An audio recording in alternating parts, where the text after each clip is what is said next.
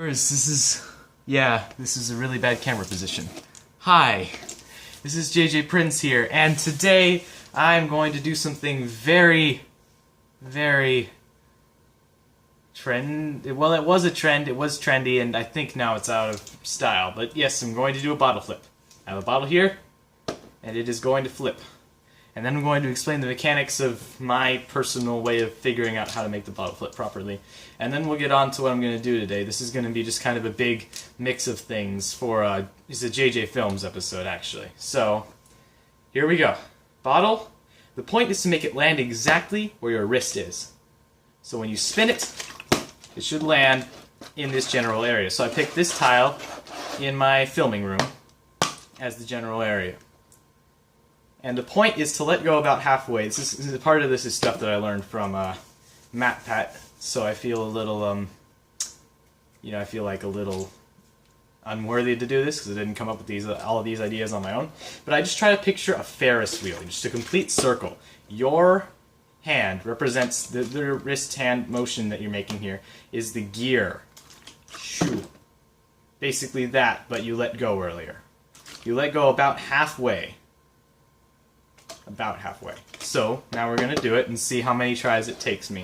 If it takes me more than 10, then clearly I'm not very good at this. Alright. And that landed on the crack, it was terrible. And that almost landed perfectly, it was terrible. And it landed on its side. That's number 4. 5. 6. 7. Try number 7. There you have it. Bottle flipped. Now let's just go through the last 3 tries and see if I can do it again. 8. 9. 10. Bottle flipped 3 times in 10 tries. So now I'm going to change views and change things up a bit for the main point of... It's in relation to water, what I'm doing today. It's a philosophy episode, so I thought I'd show you me bottle flipping for some random reason. So, 1 second. Hello, viewers! Welcome back. Sorry I had to change a few things and fix stuff up because I moved the camera and my camera stand that my dad got me. You can't really see because I'm using it, but he got me it for Christmas, so thank you, Dad. Alright, I'm gonna get in my seat. So today, my philosophy thing on this channel, I'm gonna do a lot of kind of more random things on JJFilms. Like, I expect JJFilms to fail and be a complete loser channel and everyone's going to hate it. So, I'm expecting that. So if this is indeed more than, if this indeed barely reaches mildly enjoyable, or is mildly enjoyable, then that's good news. If it's not enjoyable, then that's what I expect. So, yeah. Well, so today is a philosophy episode. I'm not going to call them philosophies. I'm going to call them random talks because they're going to be random, and it's just basically me talking. So, random talks. That's going to be the category. Make a playlist of them, make more of them if you want me to. So, today is the philosophy of metal, and mirrors, and water, and reflective materials. Because if you first look at metal, like a clean metal spoon, I should have had items to express everything. Well, I have my lamp right here. But this lamp, it's kind of hot. But it's basically almost entirely transparent. Reflective. Almost entirely reflective. Yet if you asked somebody if it was not a mirror, if you asked somebody what color it was, they would say silver. Of course, if you look at the silver crayon is indeed a distinct color that is very similar to gray. So basically gray. They're saying metal is gray. But now think about this.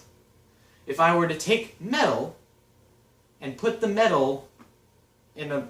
If I made like some sort of... I should have made props for all this, but I'm just getting started with this idea. If I made a circular colored paper cylinder and put the metal spoon or whatever metal fork, metal item, into the circular container. It was green colored paper. Would you say it's still silver? Or would you say it's green? Or would you say it's silver tinted green? Then if I switch to a red, would it still be silver then? That's the real conundrum here. What color is metal? What color is reflective material?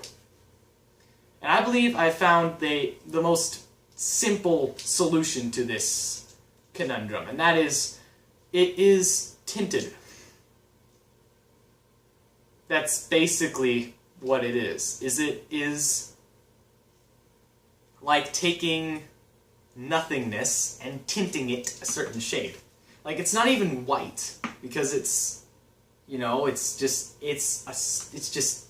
see-through. It's the confusing part about it. Well, not see-through, sorry, it's reflective. I keep getting those two words confused. It's really confusing, because when you look in the mirror, people ask you, what color is the mirror? Well, it's like, oh, the mirror is just a mirror. It's mirror colored. And that's probably one of the best terms you could come up with. But if you had to pin a certain color on it, it is basically just an ever-changing reflective substance that tints to whatever is being reflected onto it.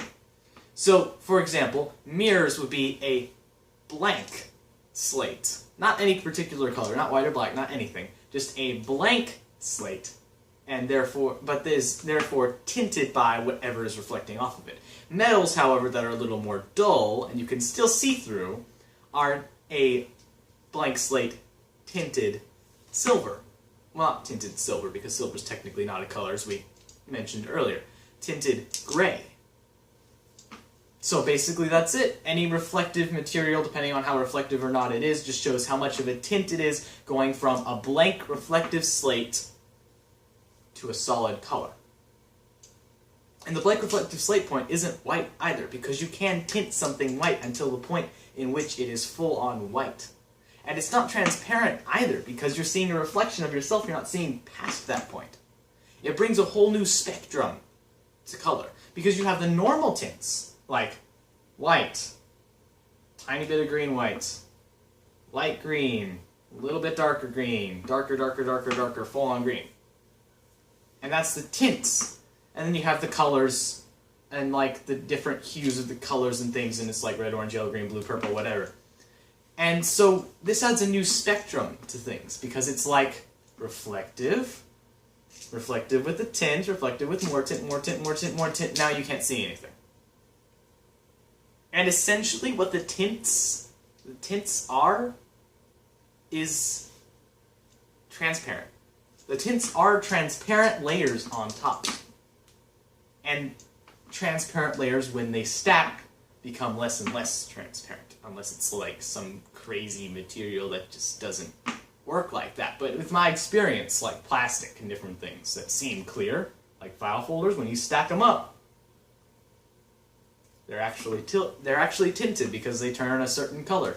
Like most of the time when you stack plastic file folders up, then they are kind of a whitish, light gray color when you stack them together. So reflective materials can stack to a certain tint, but it's like a very slight tint. Not reflective, sorry. Transparent materials stack like that. So that's basically the video for today. I believe I'm running out of time. Yes, I only have a minute left before it kicks me out because I have out of space. But that is basically the philosophy of reflection, metal, and all those things related to that, plus a bottle flip on the side. So thank you so much for watching. Please subscribe if you haven't already done that. And check out some of my other videos from the JJ Prince channel. They'll appear around everywhere, and the subscribe button will appear as well. And that's about it. So those buttons should be appearing at some point and probably will block my face, and I don't really care. But it's been JJ Prince, and I will see you later.